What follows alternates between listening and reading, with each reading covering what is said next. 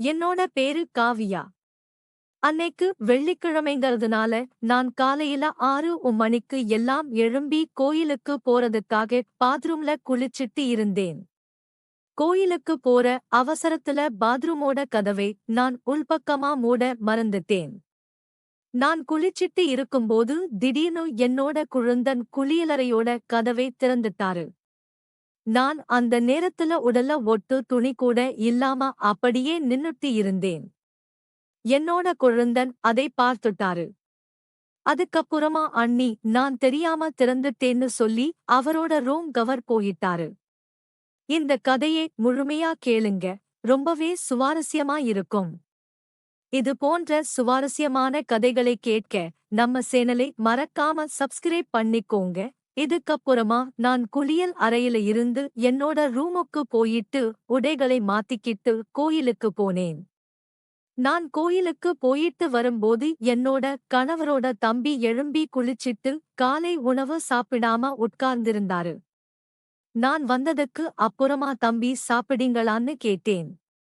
இல்லன்னு இன்னும் சாப்பிடலன்னு சொன்னாரு. சரி அப்படின்னு சொல்லி அவருக்கு ஏதாவது சமைச்சு கொடுக்கலாம்னு சமையல் அறைக்கு போயிட்டு சமைச்சுட்டு இருந்தேன். அப்ப என்ன அறியாமலேயே என்னோட சேலை நெருப்பு பத்திக்கிச்சு. நான் திடீர்னு ஐயோ அம்மான்னு கத்த ஆரம்பிச்சேன்.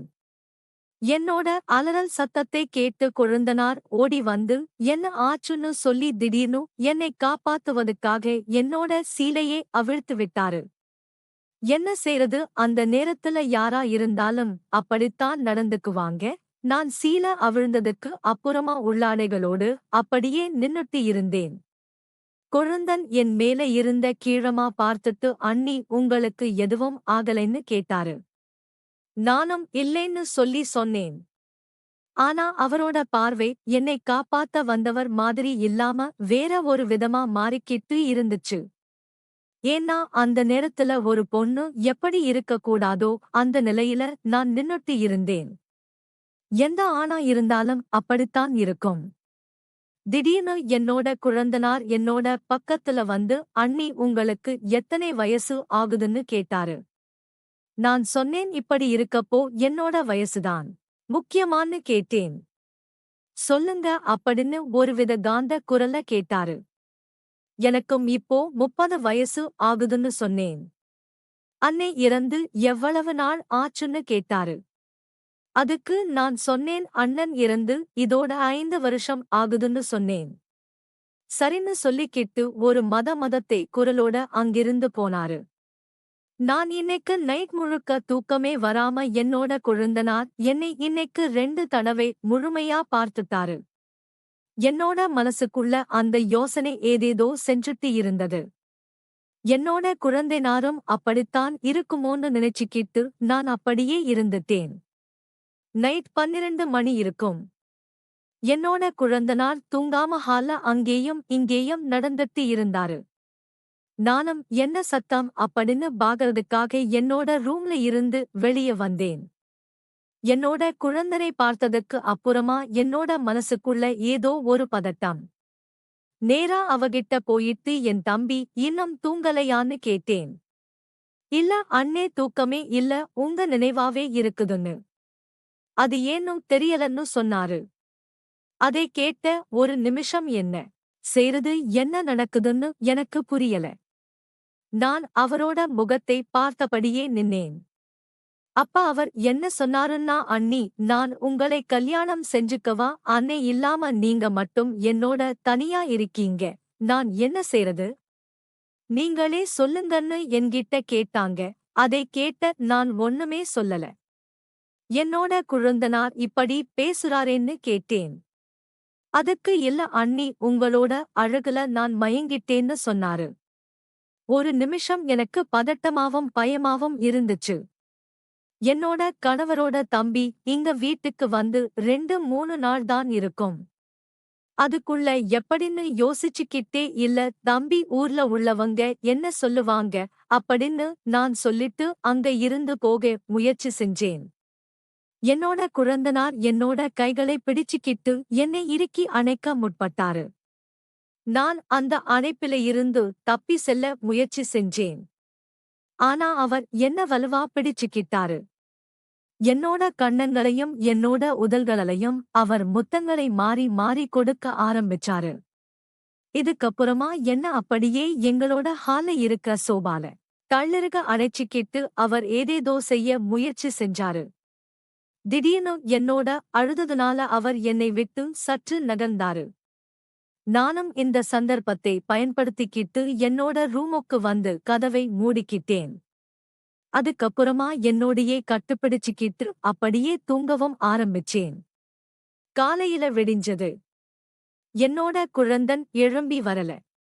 நான் அவரோட ரூமுக்கு போயிட்டு இன்னும் எழும்பலையான்னு கேட்டேன். உள்ள இருந்து அவர் சொன்னாரு, இல்ல அண்ணி, உங்க முகத்தை பாக்கறதுக்கு எனக்கு வெட்கமா இருக்குன்னு சொன்னாரு. சரி, பரவாயில்லை, வெளிய வாங்கன்னு சொல்லி நான் சமையலறைக்கு போனேன். அப்ப என்னோட குழந்தைன்னா சரி பரவாயில்லைன்னு சொன்னது. நான் அதை ஏத்திக்கிட்டேன்னு நினைச்சாரோ தெரியல. வெளிய வந்தவர் நேரா குளியல் அறைக்கு போய் குளிச்சிட்டு நல்ல மணக்க மணக்க வாசனைகளை தெளிச்சிக்கிட்டு சமையலறைக்கு வந்தாரு. சமையல் அறைக்கு வந்தவர் சும்மா இருக்காம என்னோட பின்னாடி வந்து என்னை கட்டி அணைச்சிக்கிட்டாரு. நான் முதல்ல வேண்டாம்னு நினைச்சாலும் அவரோட அணைப்பு என்னை ஒருவிதமான சுகத்துக்கு தள்ளுச்சு. நான் மெதுவா என்னோட மறுப்புகளை தவிர்த்தேன். அவர் அந்த ஆசைகளுக்கு இணங்கினேன். அன்னைக்கு சனிக்கிழமைங்கிறதுனால என்னோட பள்ளிக்கு செல்ல தேவையில்லை, நல்லா தூங்கிட்டு இருந்தா. நாங்க 2 பேரும் அவள் தொந்தரவு செய்யாம அந்த சனிக்கிழமை பொழுது கால வேளையிலேயே தனிமையில் இருக்க ஆரம்பிச்சோம்.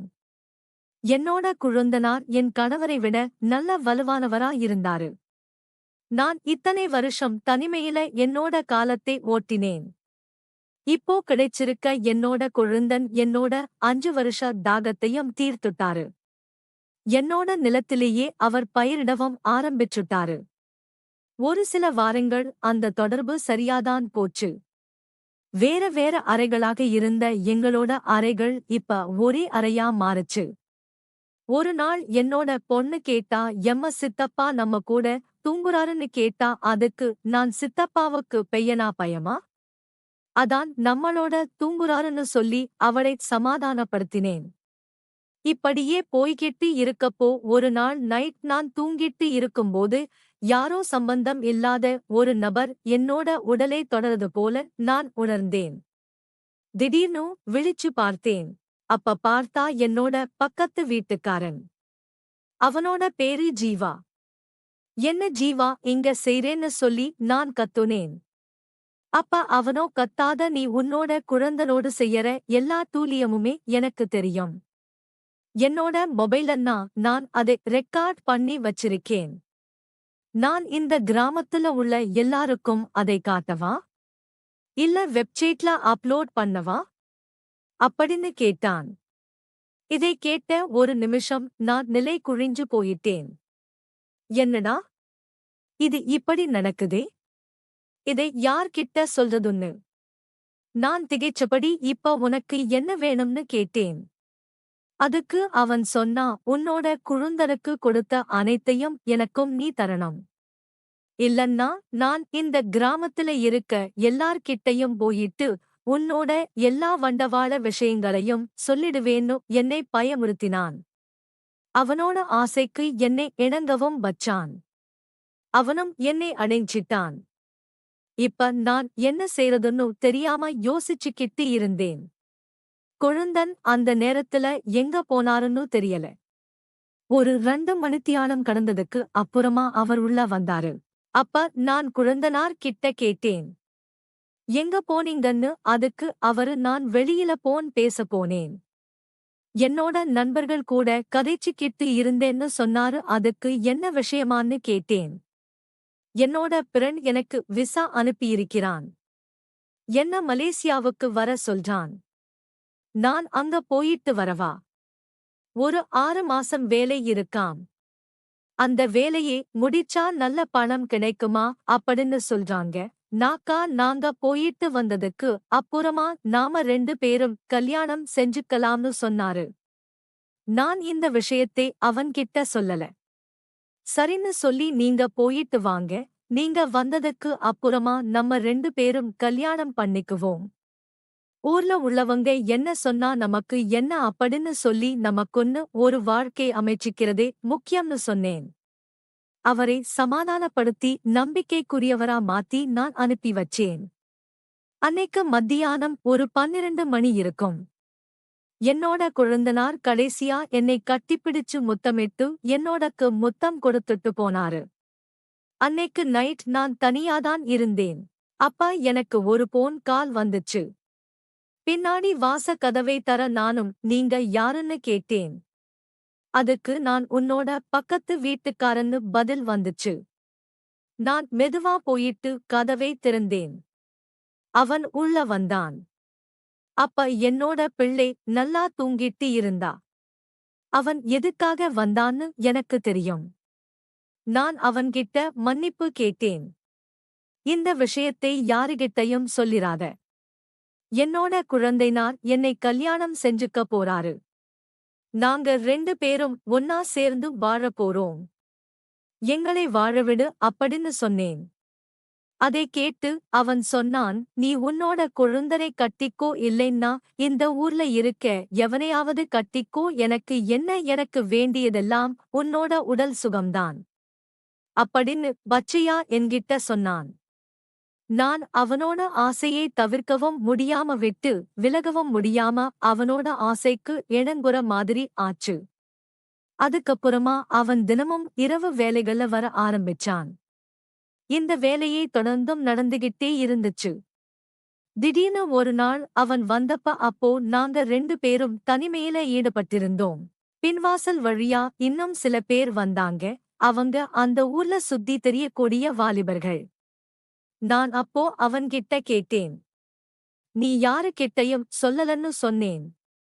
இப்ப ஏன் இவங்க எல்லாம் வந்திருக்காங்கன்னு கேட்டேன். நான் ஒருவித பயத்தோட பதட்டத்தோட கவலையோட கேட்டேன். அதுக்கு சாக போற உடல்தானே எல்லாருமே அனுபவிச்சுட்டு போகணும்னு சொல்லி ஒரு 7-8 வாலிபவர்கள் சேர்ந்து எல்லாருமே அன்னைக்கு நைட் முழுவதும் அவங்களோட ஆசைக்கு என்ன அடிபணிய வச்சாங்க. என்னால எந்த ஒரு முடிவையுமே எடுக்க முடியாம என் வாழ்க்கையோட நான் திணறிக்கிட்டே இருந்தேன். அப்பதான் எனக்கு தெரிஞ்சுச்சு.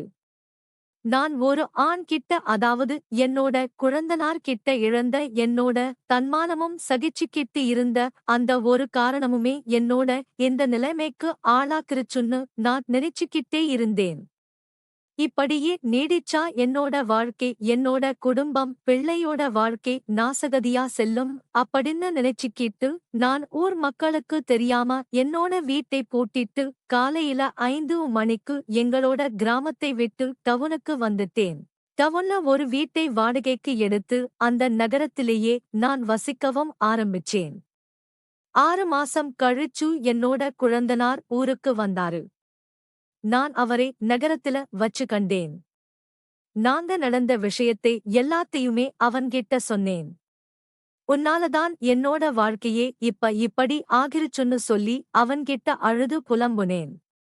அப்ப அவர் சொன்னாரு, என்னால உன்னோட வாழ்க்கை கெட்டு போயிருக்கலாம். அதனால உன்னோட வாழ்க்கையே நலம் பெற செய்றது என்னோட கடமை. அதனால நான் உன்னை மனப்பூர்வமா ஏத்திக்கிறேன்னு சொல்லி என்ன அவரு கல்யாணமா செஞ்சுக்கிட்டாரு. காலங்கள் அழகா நகர்ந்துச்சு. இப்ப என்னோட நாருக்கும் எனக்கும் ஒரியம் உருவாகி இருக்கு. எந்த பெண்ணா இருந்தாலும் ஒரு முறை நாம இடம் கொடுத்துட்டா நம்மோட வாழ்க்கை, நம்மளோட கட்டுப்பாடுகள் இருக்காது. எனவே எந்த முடிவுகளையும் பின்விளைவுகளை எண்ணாம முடிவெடுக்க கூடாது அப்படிங்கிறதே இந்த கதை மூலமா நான் உங்களுக்கு சொல்ல வர விஷயமா இருக்கு. இந்த கதை பத்தின உங்களோட கருத்துக்களை கீழே இருக்க கமெண்ட் செக்ஷன்ல ஷேர் பண்ணுங்க.